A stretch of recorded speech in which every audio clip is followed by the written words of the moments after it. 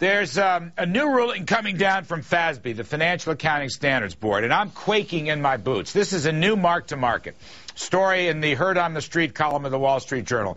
And basically it says that FASB is now going to ask the banks to mark-to-market their entire loan portfolio, something like $2.5 trillion. Now, mark-to-market was a Depression-era mistake that was reimposed in 2007. You campaigned against that change. When the Congress forced FASB to make a change in March of 2009, lo and behold, that was the bottom of the stock market, and that seemed to be the bottom of the banking crisis. Should we be worried that FASB is going to chop this recovery off at the knees with a new mark-to-market?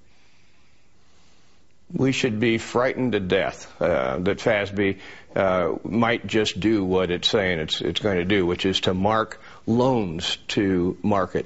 It just cannot work. You cannot have a banking system where banks are borrowing short-term funds, lending them long, if you're going to mark those loans to market all the time. It just won't work. The banking system as we know it will come to an end. FASB is out of control. It's a group of 5 unelected people, but they're anonymous, that the accounting profession somehow selects them, and they make all these rules that cost millions of jobs and cause millions of foreclosures. They destroyed $500 billion of capital in our financial system in 2008. They made this crisis far worse than it had to be. FASB needs to be under some sort of government supervision. They don't want to be, but they really must be. All right, FASB needs some adult supervision. I agree with you. Grown-ups should take over, including yourself, Bill Isaac. Why can't we use cash flow accounting?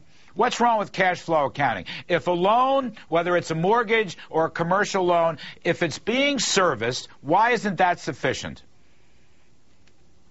Well, I think that's what we used for 50 years following the Depression. Once President Roosevelt took us out of mark-to-market accounting because it was prolonging the Depression, we've been using cash flow accounting for 50 years or 60 years quite successfully. And what you do is you look at an asset and you say, what is the expected cash flow on this asset in the future, and what is the value of that cash flow? And that's how you price that asset. That's what the bank examiners do. That's what the auditors used to do. And now we don't care. What's that asset worth on a computer screen? And I got to tell you, back in 2008, those assets were worth 30 cents on the dollar according to the computer trades, but in reality, 75 or 76% of all the subprime loans were still performing fully, and they still are today.